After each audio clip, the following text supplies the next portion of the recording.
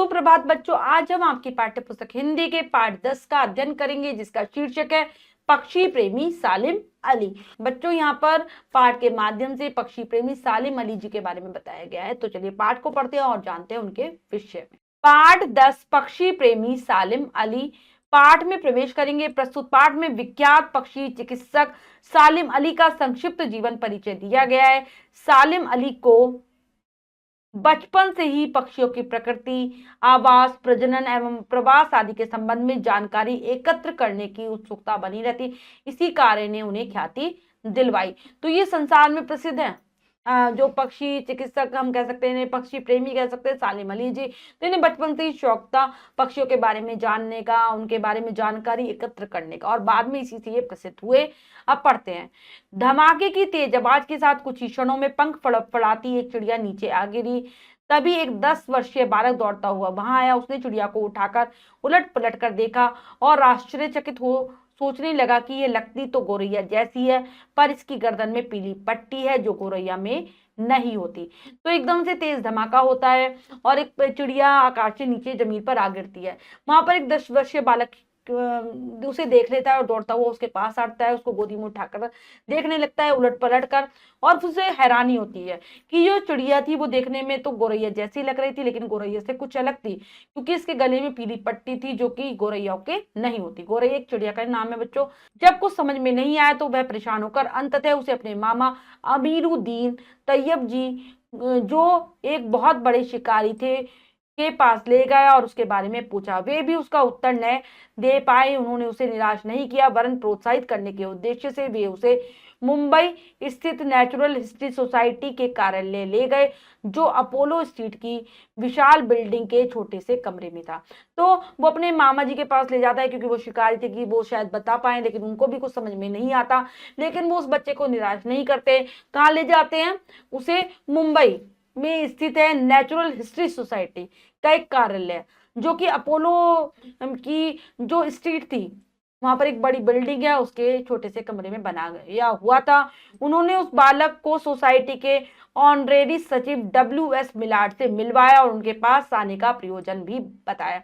तो वहां के जो सचिव थे सोसाइटी के, उससे मिलवाते हैं, जिनका नाम था WS मिलाड, और बताते हैं कि बच्चा यहाँ पर क्यों आया है। मिलाड मुस्कुराए और एक छोटे बालक की गोरैया के बारे में जानने की इच्छा को देखकर बहुत प्रभावित हुए। वे चुपचाप उठे और बालक को एक कमरे में ले गए, जहां तरह तरह की अनेक चिड़िया रखी हुई थी। तो मिलाड को अच्छा लगता है ऐसे बालक से मिलकर, जो कि चिड़िया के बारे में जानना चाहता है। वो एक कमरे में ले जाते हैं। वहां पर अलग अलग तरीके की चिड़िया रखी हुई थी। वे जीवित नहीं थी, बल्कि संरक्षित की गई थी। मतलब वो मरी हुई चिड़िया ही थी, उनको संरक्षित इस प्रकार से रखा गया था, इस प्रकार की चीजें उनमें लगा कर रखी गई थी, जिससे वो वैसी की वैसी ही बनी रहती, मतलब मरने के बाद भी। उन्होंने एक के बाद एक दराज खोलकर बालक के सामने ऐसी ऐसी चिड़िया रख दी कि उसका मुंह खुला का खुला रह गया। ऐसी चिड़ियों की कल्पना तो वह क्या करता, उसने तो सपने में भी इतनी तरह की चिड़िया होने की बात सोची ही नहीं थी। तो अलग अलग प्रकार की दराजों में अलग अलग प्रकार की चिड़िया रखी हुई थी। वो उस बच्चे को दिखाते जाते हैं। बच्चा भी हैरानी से उन सब चिड़ियों को देख रहा था, क्योंकि उसने कभी भी ऐसी चिड़ियों के बारे में सोचा क्या, मतलब देखा क्या, सोचा भी नहीं था कि इतनी अलग अलग तरीके की चिड़ियाएं भी होती हैं। सभी चिड़ियों को संरक्षित करके रखा गया था, संभाल के रखा गया था, जिससे कि उन पर शोध कार्य, रिसर्च आदि चलती रहती है, इसलिए रखा जाता है बच्चों इन्हें। तभी मिलाड ने एक दराज खोली तो वह मानो हाँफने लगा। उसमें तो अनेक तरह की गोरैया भरी पड़ी थी। तभी एक और दराज को वो खोलकर दिखाते हैं, तो बच्चा उसको देखकर हाँफने लगता है, आश्चर्य में पड़ जाता है। वहां पर अनेक प्रकार की गोरैया थी। मिलाड ने उनमें से एक गोरैया निकाली और बालक द्वारा लाई गई गोरैया के सामने रख दी। तो एक गोरैया को निकालते हैं मिलाड, बच्चा जो गोरैया लाया था बिल्कुल वैसी ही गोरैया उसके सामने रख देते हैं। अरे ये दोनों तो बिल्कुल एक जैसी है, दोनों का गला भी पीले रंग का है, बालक ने सोचा। अब तक हिचकिचाया सा चुप रहा बालक हतप्रभ होकर एकदम बोल उठा, मिलाड साहब, मैंने कभी सपने में भी नहीं सोचा था कि संसार में इतनी तरह की चिड़िया होंगी। मेरी इच्छा है कि मैं इन चिड़ियों के बारे में और अधिक जानकारी प्राप्त करूं। तो मतलब एकदम से कहने लगता है कि बच्चा की दोनों चिड़िया एक जैसी है, इनके पीले गले में भी पीली पट्टी है। तो बिल्कुल जो संकोच से भरा हुआ था बालक अचानक से कहने लगता है कि मैंने सपने में भी नहीं सोचा था कि इतनी प्रकार की चिड़िया होती हैं, और मैं और जानना चाहता हूँ चिड़ियों के बारे में। मिलार्ड ने अभी तक किसी बड़े व्यक्ति में भी चिड़ियों के बारे में इतनी जिज्ञासा नहीं पाई थी। बच्चे की जिज्ञासु प्रवृत्ति ने उन्हें बहुत प्रभावित किया है। बच्चे को उन्होंने काफी जानकारी दी। अब तो वह बालक उस कार्यालय में लगभग रोज ही आने जाने लगा। जल्दी ही उसने सीख लिया कि चिड़िया की पहचान कैसे की जाती है और उसे संरक्षित कैसे किया जा सकता है। तो मतलब मिलाड को अच्छा लगा कि बड़े बड़े व्यक्ति ऐसे चिड़ियों के बारे में जानना नहीं चाहते, छोटा बच्चा जानना चाहता है। उनने मतलब उसकी बातें काफी अच्छी लगी, काफी जानकारी देते हैं वो उससे चिड़ियों के बारे में। अब वह बच्चा रोजाना ही उनके कार्यालय में आता था, विभिन्न प्रकार की जानकारियां हासिल करता था। वह जल्दी ही चिड़ियों को पहचानना, उन्हें संरक्षित करना सीख गया था। यह बालक और कोई नहीं, सालिम अली के नाम से विख्यात सालिम मोइजुद्दीन अब्दुल अली था, जो आगे चलकर पक्षी चिकित्सक यानी एनीथेलॉजिस्ट के रूप में प्रसिद्ध हुआ। तो ये सालिम अली ही थे, जो कि बाद में बहुत बड़े पक्षी वैज्ञानिक बने। बालक सालिम अली का जन्म 12 नवंबर 1896 को मुंबई में हुआ था। उनके पिता मोइजुद्दीन और माता जीनत उन निसा बेगम थी। ये इनके माता पिता थे। उनके 5 भाई और 4 बहनें थी।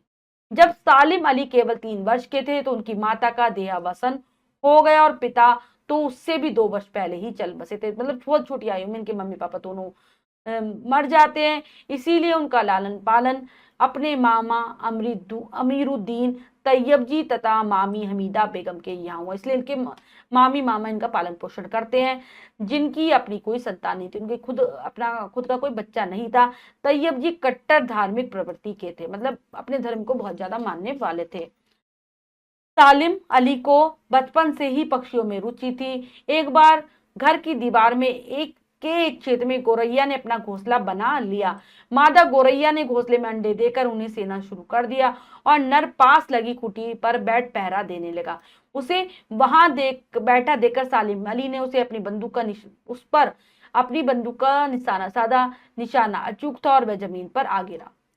दूसरे दिन सुबह उठकर जब बालक सालिम बाहर आया तो उसने दूसरे नर को वहां बैठा पाया। तत्काल उसने उसे भी मार गिराया। पर यह क्या, तीसरे दिन फिर एक नया नर वहां आ बैठा। नर गोरैया को मारने का यह क्रम 8 दिन तक चलता रहा।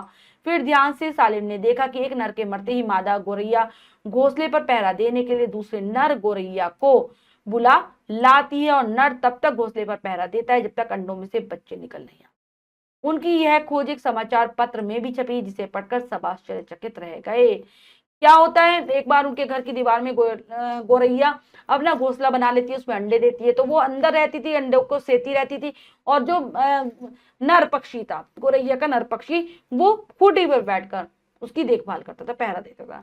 तो सालिम अली अपनी बंदूक से उसको मार देते हैं। तो अगले दिन वो क्या देखते हैं, नया नर आके बैठ जाता है, फिर उसको मारते हैं, फिर अगला नर गोरैया आ जाता है। ऐसे करते करते 8 दिन तक ये चलता रहता है। तो वो इस नतीजे पर पहुंचते हैं कि गोरैया जैसे ही नर पक्षी मरता है दूसरे को बुला लेती है और वह तब तक उसका पहरेदारी करता है जब तक कि वो बच्चे अंडों से बाहर ना निकल आए।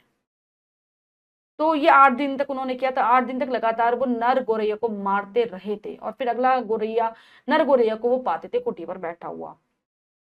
उनकी ये खोज जो उन्होंने की थी वो अखबार में भी छपी थी। लोगों को भी हैरानी हुई इस बात पर।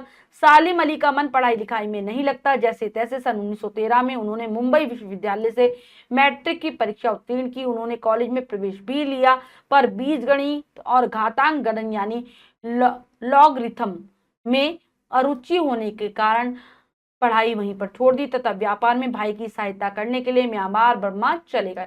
तो पढ़ाई लिखाई में उनका मन नहीं था। 1913 में मैट्रिक की परीक्षा पास कर लेते हैं, फिर कॉलेज में भी जाते हैं, लेकिन उन्हें पढ़ाई में गणित का विषय बिल्कुल अच्छा नहीं लगता, उनका मन नहीं लगता पढ़ाई में। फिर वो व्यापार के सिलसिले में अपने भाई के पास चले जाते हैं, उसकी मदद करने के लिए म्यांमार बर्मा अलग देश है, वहां चले जाते हैं।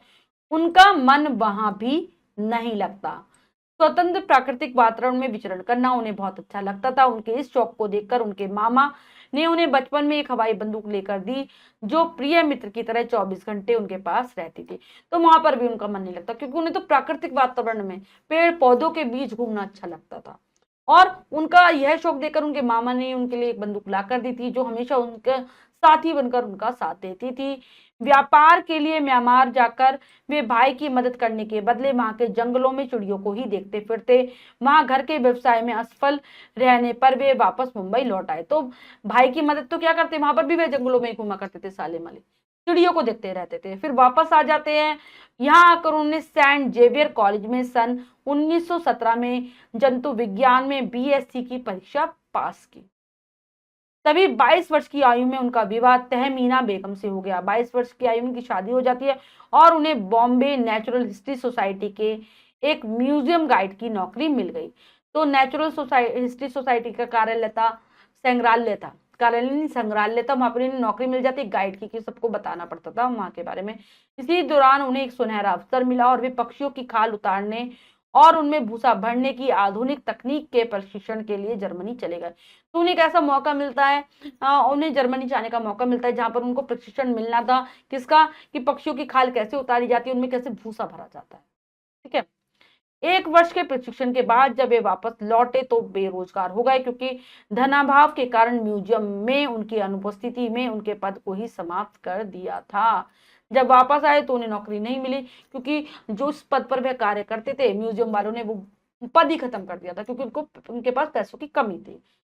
सौभाग्यवश उनकी पत्नी पढ़ी लिखी थी और उसमें ऐसा हुनर था कि वह कुछ कमाई करके घर का भरण पोषण कर सकती थी। उसने सालिम अली को सहारा दिया। शीघ्र ही वे माहिम में एक छोटे से मकान में आ गए। तो पत्नी उनकी पढ़ी लिखी थी, वो उनको सहारा देती है, हेल्प करती है घर के खर्चे में, और फिर वो माहिम एक जगह है, वहां पर छोटे से मकान में रहने लगते हैं। यह मकान सुनसान जगह पर पेड़ों के झुरमुट के बीच में स्थित था। वहां सालिम अली अपना काम बखूबी से कर सकते थे। बहुत सुनसान निर्जन स्थान पर था, पेड़ों की छांव में था, झुरमुटों के नीचे था, और सालिम अली के लिए इस जगह बहुत अच्छी थी, वहां पर ये अपना काम कर सकते थे। अब वे स्वच्छंद पक्षियों का अवलोकन करने लगे, बिल्कुल स्वतंत्रता से पक्षियों को देखा करते थे, निहारा करते थे। उन्होंने कई बार जंगल की झाड़ी और वृक्षों पर लटके हुए बया के आधे अधूरे घोंसले देखे। तो उन्होंने क्या देखा कि जंगल में झाड़ियों पर बया पक्षी अपने घोंसले को बना देती है, कोई आधा बना होता है, कोई पूरा बना होता है। वे सोचते रहते थे कि आखिर बया इतने घोंसले क्यों बनाती है, जबकि एक ही घोंसले से काम चल सकता है। वे बया के बारे में कुछ विशेष नहीं जानते थे। उनके मन में विचार आया कि बया पक्षी इतने सारे घोंसले क्यों बनाती है, एक से भी तो इसका काम चल सकता है। वो क्योंकि ज्यादा उनको जानकारी नहीं थी तब बया पक्षी के बारे में। उन्हीं दिनों बरसात का मौसम शुरू होने पर उन्होंने अपने घर के पास एक पेड़ पर बया के घोंसले देखे। सालिम अली को बया के अध्ययन के लिए यह स्वर्णिम अवसर लगा और वे अपने कार्य में जुट गए। उनकी इस खोज का परिणाम था सन 1930 में प्रकाशित उनकी पुस्तक, जिसके फलस्वरूप उन्होंने पक्षी विज्ञान के क्षेत्र में लोकप्रियता एवं ख्याति प्राप्त की। पर इस दौरान जो बात सालिम अली ने सीखी वह यह है कि चाहे कोई कितना महान और प्रसिद्ध क्यों ना हो, उसे प्राथमिक अवलोकन को कभी ज्यादा महत्व नहीं देना चाहिए। इसलिए वे बीच बीच में अवलोकन को रोक देते, पुनः नए सिरे से शुरू करते। उन्हें निष्कर्ष पर पहुंचने की कभी जल्दी नहीं। तो बरसात के मौसम में फिर से एक बया पक्षी उनके घर के पास घोंसला बनाने लगी, तो उनका वो अच्छे से अध्ययन करने लगे, उनको उसको देखने लगे, अवलोकन करने लगे, क्योंकि उनके लिए सुनहरा अवसर था। और फिर जो ये लगातार उन्होंने देखा उसके लिए मतलब उसके परिणाम स्वरूप उन्होंने एक पुस्तक की रचना करी, जिसके कारण ये बहुत बड़े पक्षी वैज्ञानिक बने, पक्षी विज्ञान में इनको प्रसिद्धि हासिल हुई। लेकिन इन्होंने ये एक बात कही थी कि कोई कितना भी महान हो जाए, कितना भी प्रसिद्ध हो जाए, उसे जो वो सबसे पहले देखता है उसको कभी महत्व नहीं देना चाहिए, बार बार उसको वापस से अवलोकन करना चाहिए। ठीक है, इसीलिए बार बार फिर से अपना अवलोकन करते थे, रोक देते थे, फिर शुरू से करते थे, क्योंकि ये कभी जल्दी परिणाम पर पहुंचना नहीं चाहते थे, हर चीज को बहुत अच्छे से अध्ययन करते थे। सालिम अली के रैकेट हेल ड्रागो के टेल फेदर की वृद्धि पर किए गए अध्ययनों को किसी प्रसिद्ध पक्षी अनुसंधानकर्ता ने गलत ठहरा दिया, पर सालिम अली वहां कहां हार मानने वाले थे। तो इन्होंने रैकेट हेल ड्रागो पर अध्ययन किया था, फेदर के ऊपर, कि किस प्रकार से उसके पंखों की वृद्धि होती है। लेकिन बाहर के जो वैज्ञानिक थे उन्होंने कहा कि गलत कराया इन्होंने, लेकिन इन्होंने हार नहीं मानी। उन्होंने तत्काल उसे सही सिद्ध कर दिखाया। बया पक्षी का अध्ययन उनका प्रमुख कार्य था, बया पक्षी पर अध्ययन करते रहते थे। सालिम अली ने जब बया पक्षी पर अध्ययन आरंभ किया तो सबसे पहले उन्होंने बया के अध बने घोंसलों के रहस्य को जानना चाहा। उन्होंने पाया कि घोंसला बनाने की पूरी जिम्मेदारी नर बया की होती है। धान की सूखी पत्ती और घास के सूखे तिनकों को जोड़ जोड़कर नर बया बोतल के आकार के कई घोंसले बनाता है। घोंसलों के लगभग तैयार होने पर मादाएं आती हैं और भली भांति निरीक्षण कर अपने लिए घोंसला चुन लेती हैं, फिर उसे पूर्णतः तैयार करने की में मदद करती हैं। उसके बाद वे उसमें अंडे देती हैं। जैसे ही मादा अंडे देना शुरू करती है, नर उसे छोड़कर नया घोंसला बनाना शुरू कर देता है। फिर नई मादा आकर उसमें रहने लगती है और उसके द्वारा अंडे देना शुरू कर देने के बाद नर पुनः नया घोंसला बनाना शुरू कर देता है। यह क्रम लगातार चलता रहता है। इस प्रकार एक नर व पक्षी एक ही प्रजनन काल में दो या उससे अधिक परिवार होते हैं। अंडे सेने और बच्चों के पालन पोषण की जिम्मेदारी सिर्फ मादा बया की। तो क्या कर बताया कि जो बया पक्षी आधे बने घोंसले क्यों छोड़ती है, इस पर अध्ययन किया कि जो नर पक्षी होता है वो घोंसला बनाता है सूखे तिनकों से, घास आदि के माध्यम से, और जब घोंसला बनने वाला होता है तो वह मादा बया को, जो कि अंडे देने का काम करती है, उसको लाता है। वो घोंसला अपनी मर्जी से चुनती है, जो उसे अच्छा लगता है उसको चुनती है। फिर दोनों मिलकर उसको पूरा करते हैं। फिर उसमें जो मादा बया वो अंडे देती है और नर पक्षी वहां से चला जाता है, दूसरा घोंसला बनाना शुरू कर देता है। फिर से दूसरी मादा बया फिर आती है, वो घोंसले का निरीक्षण करती है और उसमें रहती है, अंडे देती है। फिर वो तीसरा बनाता है। ऐसे कर करके जो नर बया होते हैं उसके 2-3 परिवार हो जाते हैं। ठीक है। और बच्चों को की देखभाल करना, उनका पालन पोषण, ये पूरा काम मादा बया संभालती है। बचपन में चिड़ियों की पहचान, व्यवहार आदि जानने के लिए सालिम अली को किताबों का अभाव खलता था, और जो किताबें उनके पास थी उनमें न ही पर्याप्त चित्र थे और न ही स्पष्ट रूप और पूर्ण जानकारी। इसी कमी को पूरा करने की भी उन्होंने ठान ली, जिससे विशेष रूप से युवा लोगों में पक्षियों के बारे में जिज्ञासा पैदा हो। तो जिस समय वो चिड़ियों की पहचान करते थे, उनके बारे में जानना चाहते थे, उनके पास ज्यादा किताबें नहीं होती थी, हमेशा उनको इसकी कमी खली। जो किताबें उनके पास होती थी उसमें भी चित्र नहीं थे, ना पूरी जानकारी थी। तो उन्होंने सोचा कि मैं ऐसी किताब जरूर लिखूंगा जिससे कि युवा लोगों में जो पक्षियों के बारे में जिज्ञासा उसका समाधान हो सके। सन 1941 में उनकी पुस्तक the book of Indian birds प्रकाशित हुई, जिसमें रंगीन चित्रों सहित चिड़ियों की अनेक किस्मों का रोचक वर्णन था। मतलब इनकी बुक में इन्होंने अच्छे से चित्र भी दिए थे और अच्छे से उनके बारे में भी बताया था।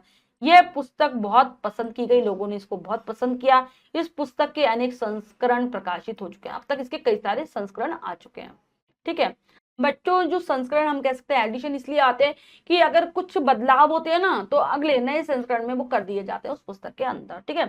सन 1948 में उन्होंने अंतरराष्ट्रीय स्तर के ख्याति प्राप्त पक्षी अनुसंधानकर्ता एस डिलॉन रिप्ले के साथ मिलकर एक महत्वपूर्ण लेखन कार्य आरंभ किया, जिसके अंतर्गत उन्होंने handbook of the birds of India and Pakistan नामक पुस्तक के 10 अंक प्रकाशित करे। तो बाहर के अंतरराष्ट्रीय स्तर के एक लेखक थे जिनका नाम था, अनुसंधान करते थे, जो खोज करते थे पक्षियों के ऊपर, एस डिलॉन रिप्ले, उनके साथ इन्होंने मिलकर एक पुस्तक लिखी। कौन सी? Handbook of birds of India and Pakistan. 10 अंक प्रकाशित हुए। इस पुस्तक में उन्होंने यहाँ पाई जाने वाली चिड़ियों की प्रकृति की, कैसा उनका स्वभाव होता है, किस प्रकार के घरों में वो रहा करती हैं, प्रजनन, प्रवास आदि सभी समस्त विषयों की जानकारी दी। मतलब पूरा बताया उन चिड़ियों के बारे में, इनके मतलब अच्छे से चिड़ियों के बारे में बताया गया इन पुस्तकों में। पक्षी विज्ञान में अपने उत्कृष्ट कार्यों के लिए सालिम अली को अनेक पुरस्कारों तथा पदकों से सम्मानित किया जा चुका है। मतलब जो इन्होंने पक्षियों के बारे में, पक्षी विज्ञान के बारे में जो कुछ इतना हमें बताया है, इनकी खोजों ने जो कुछ हमें दिया है, इसके लिए इन्हें बहुत सारे पुरस्कार भी मिले, पदक भी मिले, ये सम्मानित हुए हैं कई बार। इनमें से प्रमुख है एशियाटिक सोसाइटी का जय गोविंद लॉ मेडल, ब्रिटिश पक्षी शोध संघ का स्वर्ण पदक व वन्य जीवन संरक्षण के लिए भारत सरकार का राष्ट्रीय पुरस्कार। इनके अतिरिक्त उन्हें कई अन्य पुरस्कार भी मिले हैं। उन्हें अलीगढ़, दिल्ली और आंध्र विश्वविद्यालय ने डॉक्टरेट की उपाधि से सम्मानित किया गया। तो इन विद्यालयों के द्वारा इन्हें डॉक्टरेट की उपाधि भी दी गई। सन 1985 में उन्हें राज्यसभा का सदस्य भी मनोनीत किया गया, राज्यसभा के सदस्य भी बने।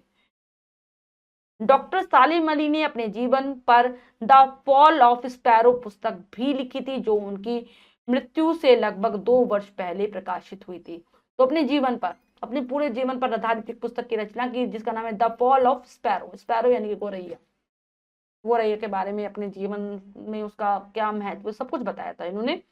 और मरने से इनके 2 साल पहले प्रकाशित हुई। उन्होंने पक्षियों के बारे में जानने के लिए हैदराबाद, नीलगिरी की पहाड़ियों, देहरादून, भावलपुर, अफगानिस्तान, कैलाश मानसरोवर, कच्छ और भरतपुर में काफी सर्वेक्षण किया, काफी ज्यादा।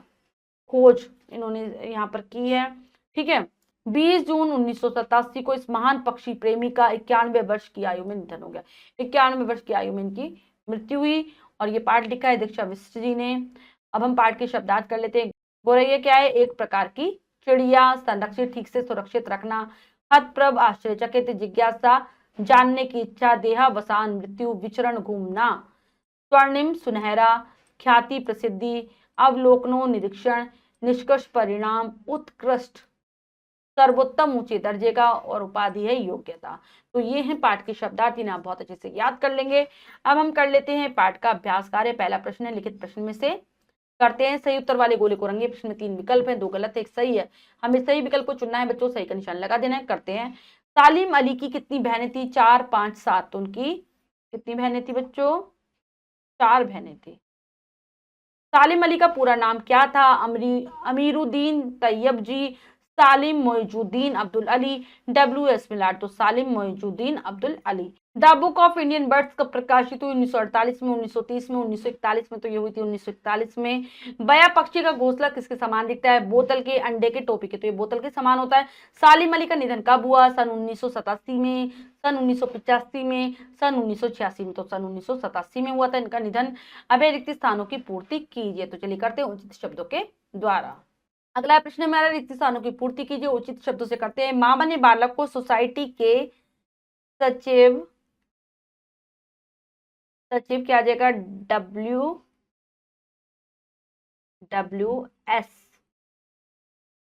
WS मिलाड से मिलवाया। सालिम अली को बचपन से ही पक्षियों में रुचि थी। सालिम अली ने कहां से? मुंबई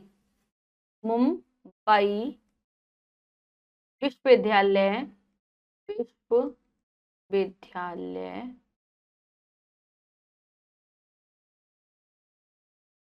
से मैट्रिक की परीक्षा उत्तीर्ण की। सालिम अली ने बया पक्षी का अध्ययन आरंभ किया। क्या जाएगा? कौन कौन से? अलीगढ़, दिल्ली और आंध्र विश्वविद्यालय